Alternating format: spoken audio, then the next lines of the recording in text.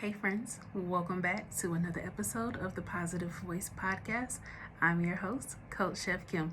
So, I was riding in the car this week, and if you all listen to the Visionary Catalyst podcast when I was doing it, you know that I am obsessed with listening to podcasts and audiobooks while driving. And so this week I was listening to Mel Robbins' podcast, and it's one that I've already heard before, but I decided I wanted to hear it again. And I love re-listening to things because you hear things differently the second time around, or the third or the fourth time around. It just kind of depends on where you are in life, right? And that's what's like making this determination on how you're interpreting the information that you're being given. And so I was listening to this today because this morning I officially launched the Mindful Mindset course. So it's actually a membership. The Mindful Mindset membership, it will be linked down in the show notes. It's only $7 a month, and it has a course inside of it. So once you purchase the membership, and this is a mindset membership, every month I'm going to be dropping new things inside of it, whether it's a guided meditation, a body scan, just information that allows you to grow as a person, to replace the negative thoughts that are in your head with positive ones. How do you begin to do, more positive habits? How do you get rid of the habits that aren't serving you in your life? That's what this membership is for. It is for people who are on their healing journey and they are really serious about taking it to the next level. And so I've had this idea for a while that I wanted to launch this membership. But I knew that inside the membership, I wanted to open it with a course. So I wrapped up the course this week, and it is incredible. I'm not just saying that because I did it. It really is incredible. So the membership is, live, and one of my mentees, I had them go through it first, and she says to me, why would people want to do this? Like, why should people pay $7 a month to be a part of a mindset shifting membership? And I was like, ooh, what a great question. So let me see if I can answer that for you. And then let me bring this all together and it makes sense for people. Okay. So people are always like, I wish I could do things differently. I wish my life looked differently. I wish I made more money. I wish I had more opportunities, etc., etc., etc. Right? You've been around those people who are always talking about what they wish they had. Well, I am one of those people who I don't just wish I had it. I declare that I have it. I make very bold statements that I have things. I imagine myself having it. And one of the things that I don't think we understand, particularly me as a coach for entrepreneurs, when I'm talking to entrepreneurs and I'm like, what's the problem? Like, what's keeping you from your goals, right? Whether it's monetary, whether it's developing a growth mindset, whether it's having better communication skills with other people, like, what is keeping you from that? And people are like, well, I just lack the confidence. And I'm like, okay, let's talk about that, because the way I view confidence is that confidence is something that you gain in the process. It's not something you have in the beginning, right? So I don't know of an athlete who had the confidence that they could compete on a high level in the beginning, right? Like, you have to work for that. I did the arts when I was in school. By the time that I graduated from high school, I had been in over a dozen different choirs. At one point, I was in 5 choirs at the same time. You do not become a better singer just by being like, okay, I'm going to be a better singer. Like, you don't just wake up one day. Now, some people do have natural talent where they wake up and they're incredible. But for other people, we have to work for that, right? And so I was like, but there was training involved, right? I have a child who wants to be on Broadway. And so since my kid made that declaration 7 years ago, we had to completely restructure our lives to make sure that he had access to the things that he needed in order to be able to do the things he's doing right now, right? So I'm like, the confidence piece in this is developed over time. And if confidence is being developed over time, how do you set yourself up for success? Well, I'm glad you asked. It's very simple. Curiosity. Curiosity gives you the courage to do the thing, which builds the confidence. Okay? I'm going to say that one more time. Curiosity builds the courage, which gives you the confidence at whatever it is that you want. So when people are telling me, I don't feel confident enough to do this, have you practiced? I don't feel confident enough to do this, have you taken a class? I don't feel confident enough to do this, how much time and effort and energy have you put into this thing that you don't feel confident in? Oh, 0. Okay, cool. So let's have a conversation about that. If you don't have childlike curiosity for the things that you are doing in your life, then where do you think the confidence is coming from? Children are naturally curious. We call it the terrible 2 phase for a reason, because this is when their curiosity kicks into high gear. Right? They've been kind of watching people. They mimic what we do. They're understanding the world around them a little bit more. And then they're like, let me try this. Let me try this. Let me try this. And they want to continue to push our buttons to see when we're going to make them stop, right? The kids are curious.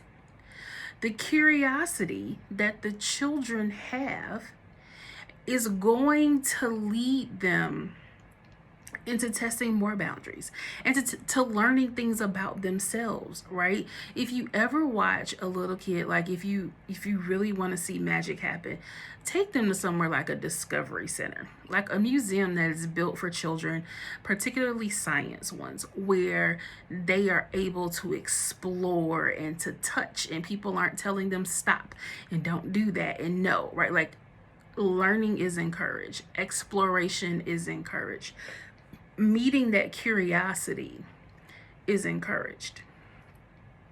If you were to just live your life with a childlike curiosity for the things that you want to know, the things that you want to do, that's why there's a con. There's literally a convention for anything and everything you can think of, right?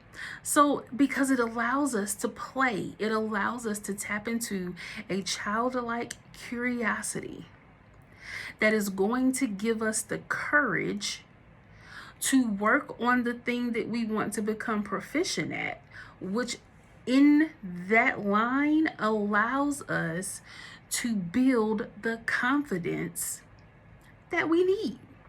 Like, that's how it's really, really simple. Curiosity, courage, confidence. That's how you get to where you want to go. You have to be willing enough to bet on yourself. You have to say, yo, I'm betting on me. Even if nobody else does, I'm betting on me. This is how we do the things that we do, right? So when we're thinking about something like that, in my mindset membership, it teaches you different ways to learn how to regulate your emotions, right? That's a totally different podcast episode, but many of us were not taught how to emotionally regulate. You weren't taught how to handle your big feelings.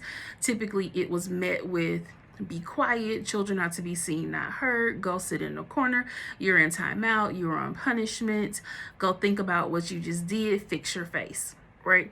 If you were told all of those things, you were not taught how to handle big emotions. You were taught to get out of the adult's face that you were triggering, because they too don't know how to handle their big emotions, okay? So when you have generations of people punishing children who are being developmentally appropriate because they were never taught how to emotionally regulate themselves, you continue to pass that down through the generations. And so now that we are adults and we are like, well, I can't do this. Well, I can't do that. Y'all, your limiting beliefs are based off your childhood. The limiting beliefs that are in your head, most of them are not even your beliefs. They're the beliefs of other people who put them in your head, and then you made a decision to believe it. You can make another decision and not. You can make another decision and say, I want to have childlike curiosity about this thing that people keep telling me I can't do, but my heart and my intuition are telling me this is exactly what I should be doing with my life. Well, baby, if that's the case, if that's what you should be doing with your life, then I wholeheartedly believe you need to develop some childlike curiosity that is going to help you build your courage, which will then in turn allow you to build the confidence that you need to become a subject matter expert in the thing that you know you are being called to do. Now, let's talk about how understanding this will flip your bank account. Track with me. If I'm constantly stating that I know the way that I could make money is by being a content creator. Okay, we're just going to use that as an example. If I want to be a content creator and you insert whatever it is you want to make money doing, that is not a way you're making money right now. All right. You want to be an entrepreneur, you want to be a CEO, you want to star on a TV show, whatever, it doesn't matter. I'm just going to use the example of being a content creator. So if I want to be a content creator and I want to make money from being a content creator, not just people send me stuff and I talk about it, I want to make money from being a content creator, then I have to have childlike curiosity. That means I should be obsessing over how to make money as a content creator, because how else am I going to learn it? Right? I should want to take classes. I should be following people who are doing the things that I want to do. I should be writing out my dreams every day. I should be encouraging myself on a daily basis that this is something that I can do, even though I might not be sure how to do it. I would be typing into Facebook, typing into Google, typing into Pinterest, typing into TikTok, Instagram, it doesn't matter. All these things have a search feature. I would be typing in content creation, how to be a content creator, content creation tips. I would be putting these things into systems that are set up with algorithms that are going to take me directly to the content I need to be engaging with. And the more I engage with this content, I need you to hear this part. Unfollow all the other accounts that are not going to take you into your next season. When you are following nothing but accounts that are going to motivate you, that are going to teach you things that you can mimic, things that you can learn, people that you can be like, man, I want to be like them. Man, I want to be in the energy of that person. Man, I can't wait until a year from now. This is who I'm going to be. I'm taking notes. I'm looking at what's working and what's not working. I'm discovering who I'm going to be in the next season of my life by watching all this content about the thing that I want to do, right? If you spend the time doing that, you build a plan. Not only do you build a plan, but that childlike curiosity that you should have that literally lights you up, this thing will start to light you up. Well, if this thing lights you up, it puts you in a high vibrational energy status. Now, we know and we understand that money is energy. So if I'm always in a woe is me, I can't learn a new skill, I don't have the time, my children are too young, my spouse doesn't support me, I don't have the village of people that I want, here's what I'm going to tell you: figure it out. Become a problem solver. Obsess over the thing that you wholeheartedly believe in with everything in you, and then go do the thing. Your obsession with this thing that you want to do, with this thing that you want to be, with this person that you want to become, your obsession with it will do several things. Number one, it will set you apart from other people who are not on your path. Number two, it will give you the courage to tell other people, this is what I'm doing. When I decided a decade ago I was going to culinary school, I can tell you right now, people were not on board with that. It didn't make sense that I was going to drop out of a master's degree and go to Le Cordon Bleu. Also, me dropping out of the master's program and going to culinary school happened within a span of about 48 hours. I had a dream, and you remember those infomercials back in the day? Like where you could go to the technical school and like become this person. Well, I had a dream that I was in the infomercial and I was a chef at Le Cordon Bleu. The next morning I woke up and I called Le Cordon Bleu. The guy says, "Can you come to the school today to do a tour?" Absolutely. So I went to the school and I did a tour. I only told one other person that this was happening. The person that I told was not someone who was extraordinarily close to me. It was just somebody that I was good friends with at the time, but like this wasn't a frontline person in my life that I told. I went to the school, I did a tour. The guy was like, "Well, we have an opportunity for you today if you would like to go ahead and test in and see if you would need to take any other courses or if you could just start the program." And I was like, "Well, let's do the testing." So I did the testing and scored off the charts because I already had a degree when I went to culinary school, right? So then he's like, "Well, the next semester starts in 3 weeks. Would you like to enroll?" I was fully enrolled in culinary school and had dropped out of the master's program before people knew. People didn't find out what I was doing until like the week school started. And that is when people found out I was going to culinary school. And it was a thing. People, why would you want to play with frosting all day? Nobody could see the vision. Nobody else was in that dream with me but me. They couldn't see the vision because guess what? The vision wasn't theirs. And one of the problems that a lot of us have is we need an amen corner to tell us that the vision that we got last night while we were sleeping is okay. Baby, they didn't have the vision. You did. And you have to learn how to trust yourself in a way that you don't need an amen corner in order to move forward. Again, you all know that my word for the year is and align with purpose, navigate with ease, dream with intention. Anytime I make a rapid movement in my life, it's very easy. Me leaving one program and going to another has always been easy. So when I left the master's program, I went to culinary school. Did I know that after that happened, I would morph into Chef Kimmy Who? Absolutely not. Did I know that I would randomly get a message, y'all, and this is when cell phones were garbage. We were in Alabama at a cheer conference and I got a text message about doing a cake for some local celebrity in Atlanta. The photo did not come through until I got back home 2 days later. I had already agreed to do the cake, not even knowing who it was for. And once I got back home and I was back in cell service and I saw who the cake was for, I was like, "Oh, okay, we're doing a cake for a dude who I used to like tear out of the Word Up magazine and put it on the wall." Yes, I'm aging myself right now, but shout out to the kids who grew up in the 90s, right? So Q Parker from the group 112 and RL from the group Next were having a joint birthday party.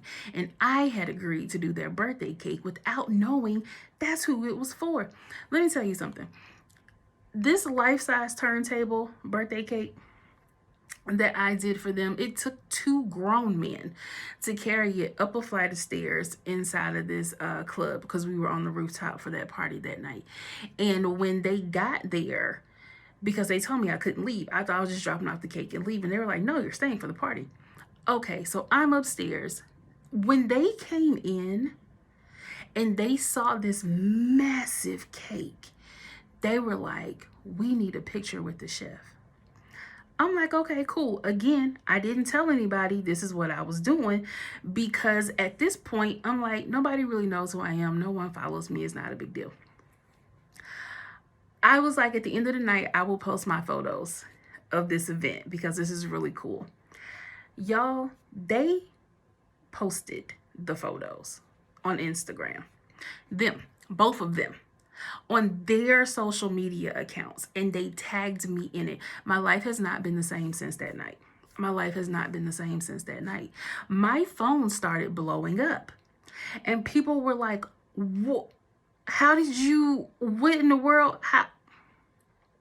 So then I looked like an overnight success. I can assure you I wasn't. But that's what it looked like. And so from that order, there were several other celebrity orders that followed. Several. Like, it was the summer of celebrities. It was almost like every week I was doing a different cake order for a different celebrity, and they were all wonderful and they were all incredible. You know, like, those are memories and things that I will be able to cherish for the rest of my life. And then I went on to have an incredibly successful career as a pastry chef.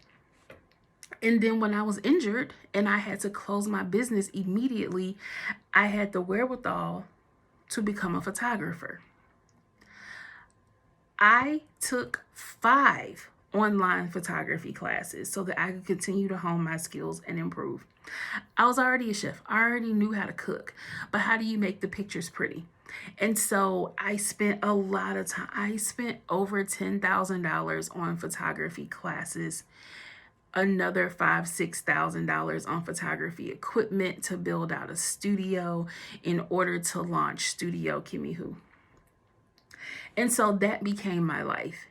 And then it got to the point where within this realm, I learned how to shoot cookbooks. Now, remember, I'm a pastry chef, right? So what chef do you know who doesn't want to produce a cookbook?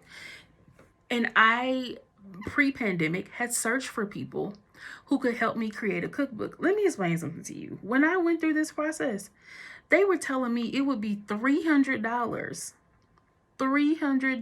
per recipe to do a cookbook. And I was like, oh, I'm never going to have a cookbook then. That's not going to work.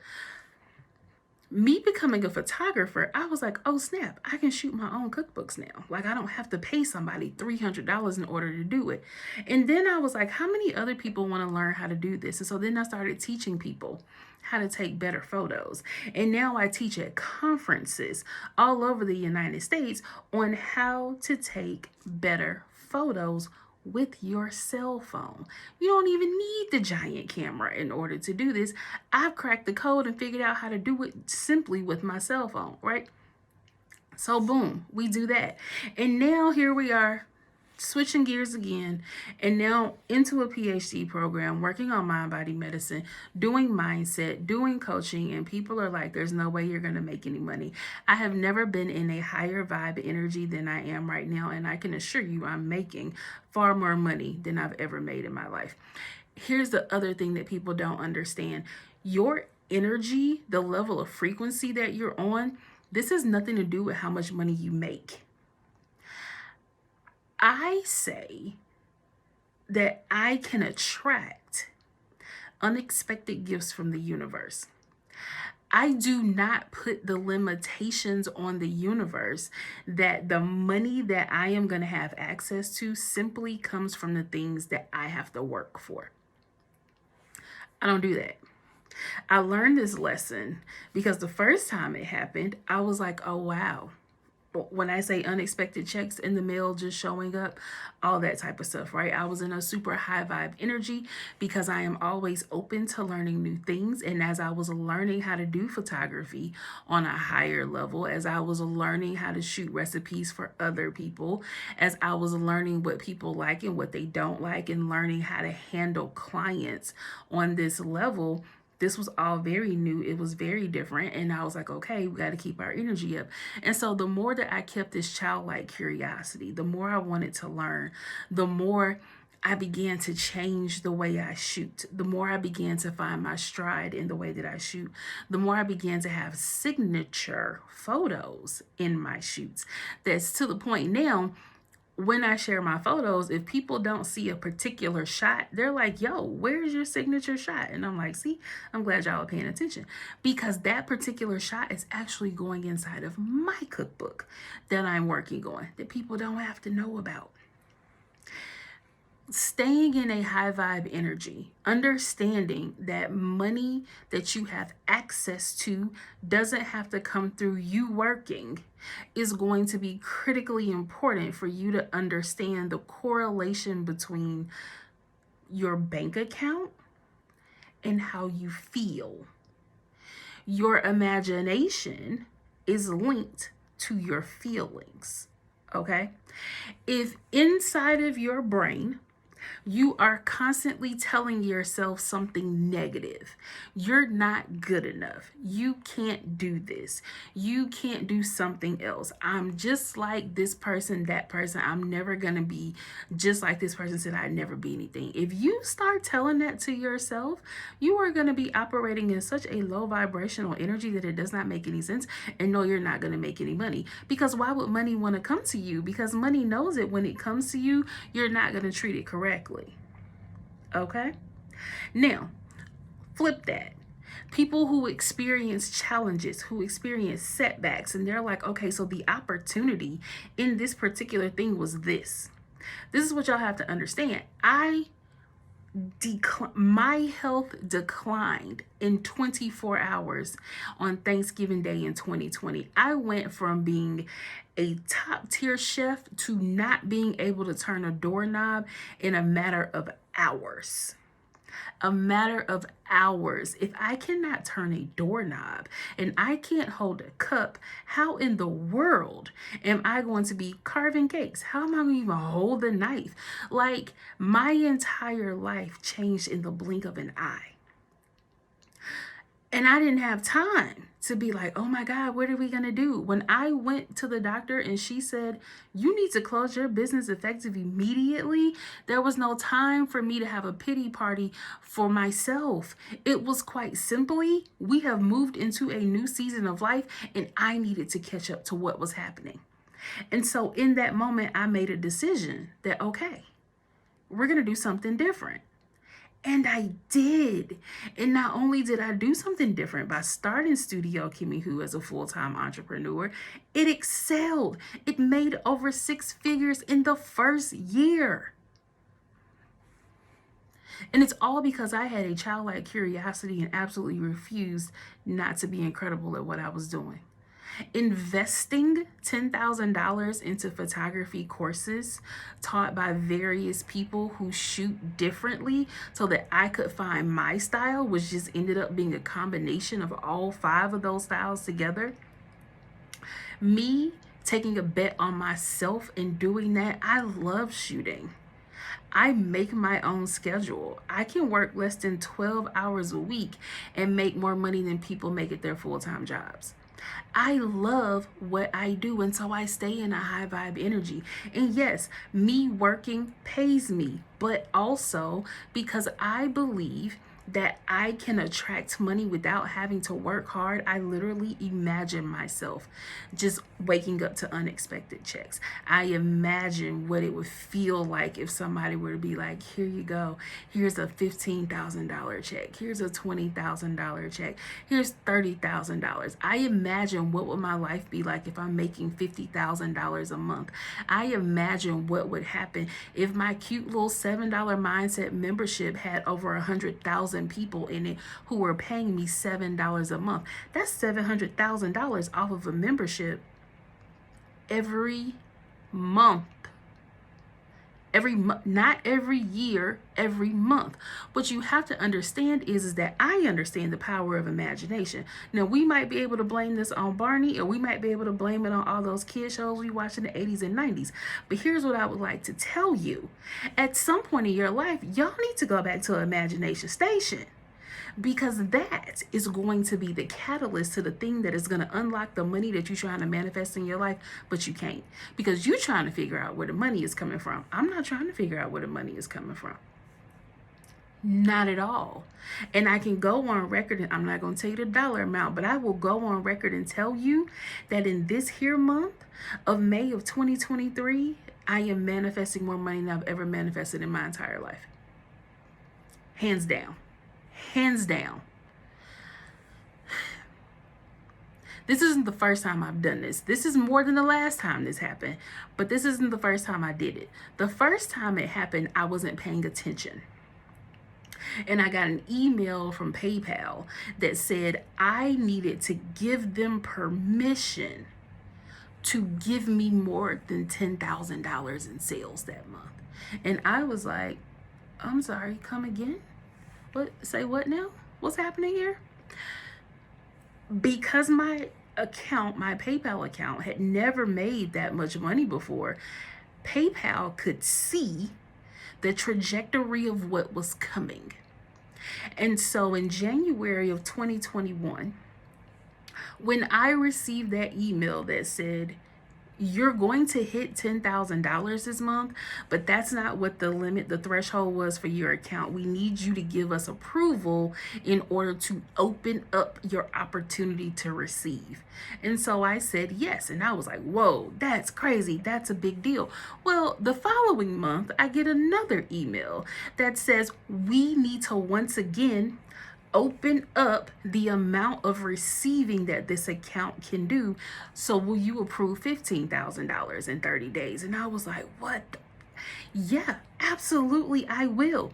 This month, when I went to deposit a check in the bank told me that my personal account could not handle that amount of money. And so I needed to put it into my business account that could handle that amount of money. And so I did.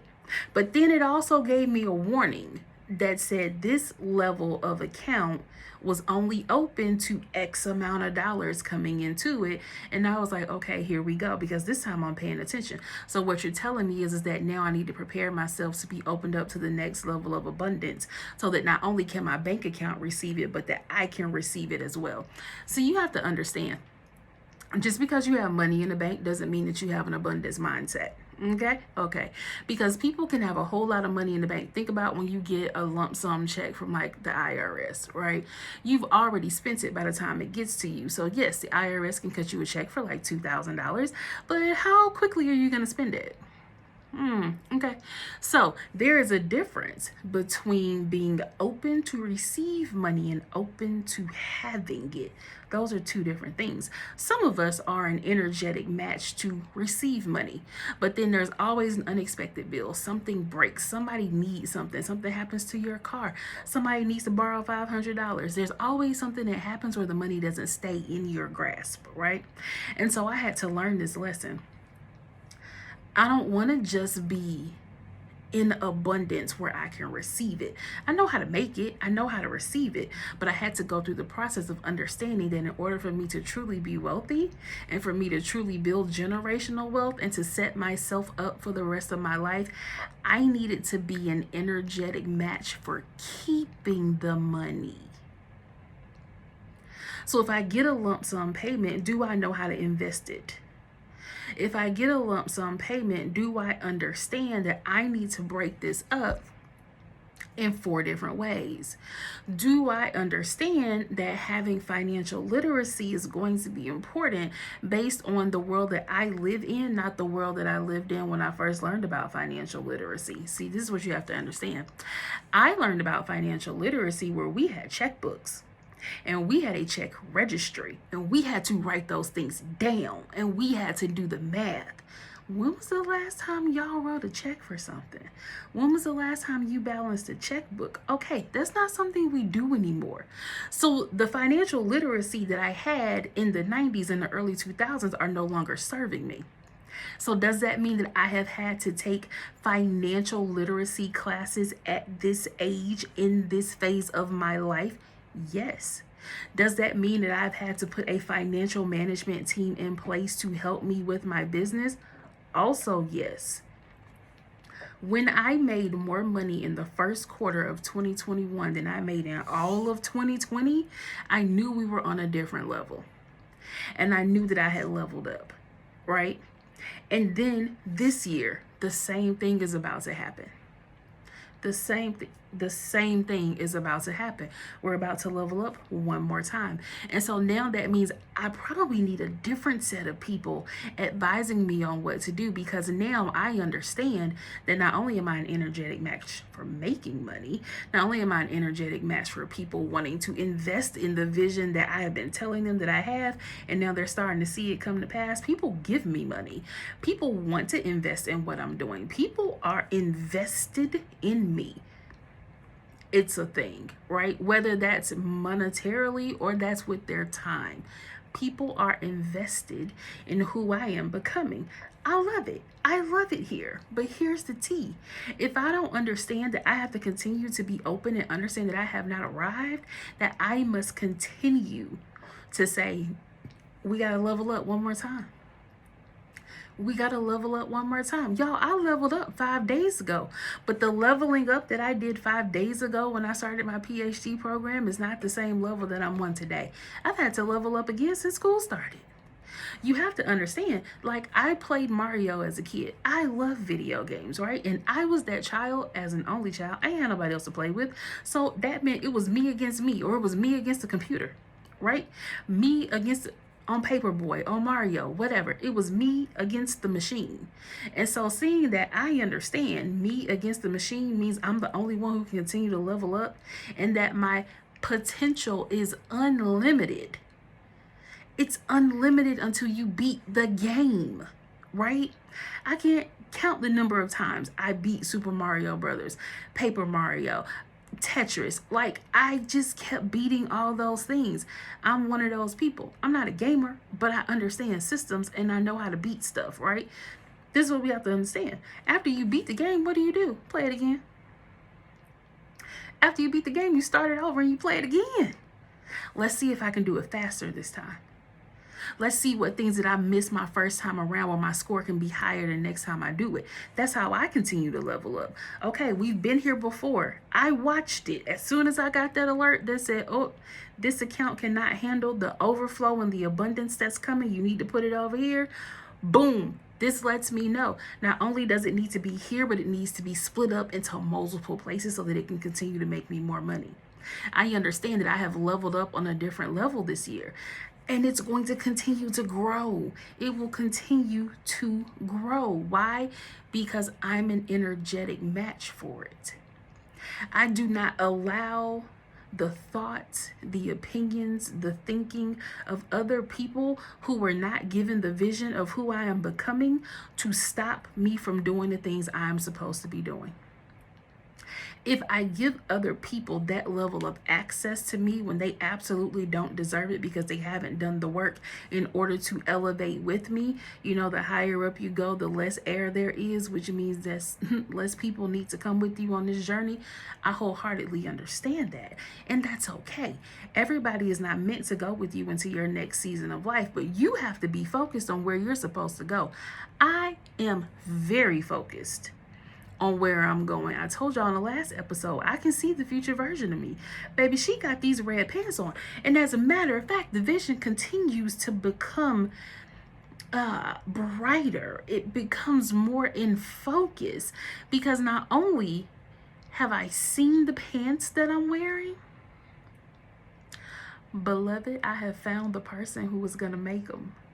The seamstress that will be dressing me, who doesn't even have a business yet to be dressing people. Oh, I've already seen it. I've already seen the vision of her measuring me. I've already seen the vision of her being so excited that I'm wearing something she created. I've already seen the vision of it. Am I going to tell her about it right now? Absolutely not. She's got to figure this one out on her own. But do I know that she is going to end up catching up to where I am? Yes. Because if it wasn't going to happen, I wouldn't have seen it. You have to understand that when the vision is given to you, the vision belongs to you. It's not for everybody else. Some things I choose to share.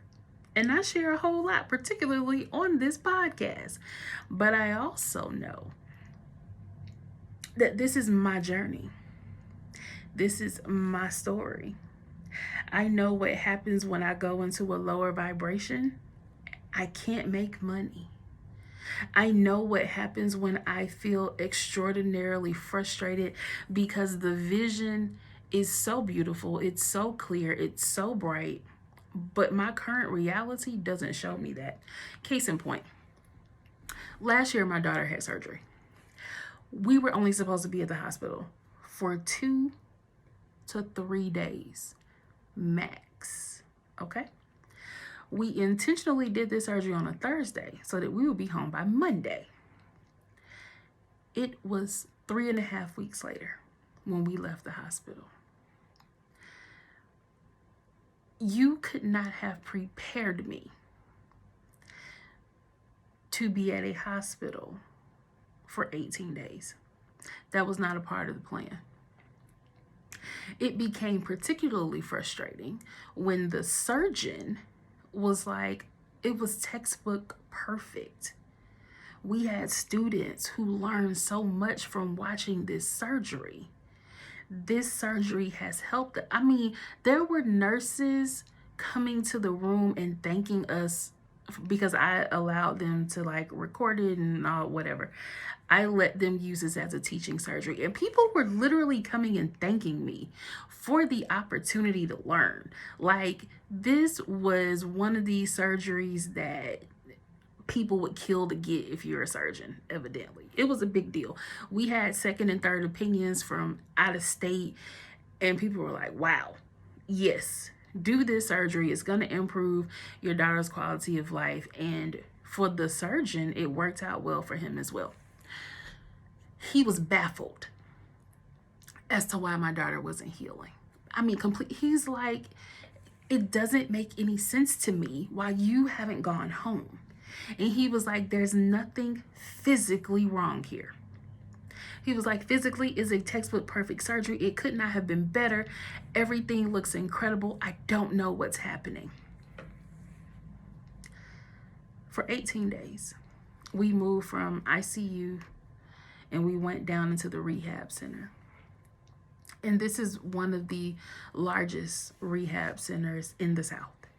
They fly children in from Florida, Tennessee, Alabama, Mississippi, all the time. The helicopter was landing on top of the building all the time while we were there, right? They fly these kids in because this is like the number one place for you to take your child if they experience a really, really traumatic back, brain, spine injury, right? And I couldn't understand what was happening. Why are we still here? Y'all are telling me there's no reason why medically my child is not up and walking and should have been walking upstairs and all these other things. They're just like, I don't know what's going on. Here's what we discovered in those 18 days while we were there. The lesson grew every single person who encountered us. Us being at the hospital for 18 days not only changed the trajectory of our lives. I knew while I was there, I needed to write a book for medical workers. I was doing coaching sessions with nurses while they were on their lunch breaks. I had several conversations with the chaplain.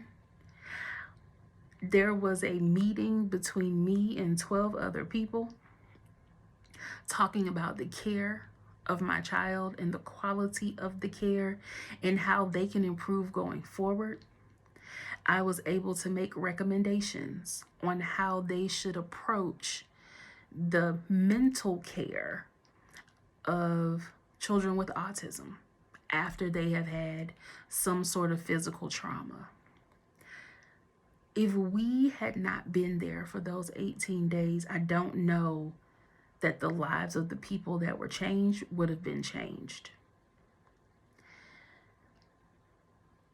Sometimes the things you go through are not just for you. Sometimes these things are for all the other people who are around you. Sometimes these things grow you up and change the trajectory of somebody else's life. You have to be okay with the calling that's on your life because it's yours. You have to be okay with other people not understanding the things that you're doing because they can't understand why anybody would want to do this. And I'm here to tell you the reason they don't understand it is because they are not the ones who are graced to do it. And so if you take nothing else from this episode, what I really want you to just kind of hone into and hold close and to think about and to digest is that In order for you to manifest the life of your dreams, you got to start dreaming. You have to tap into a childlike curiosity that is going to open your imagination on levels where other people won't understand it, because it's not for them, it is simply for you. Until next time, guys, keep dreaming.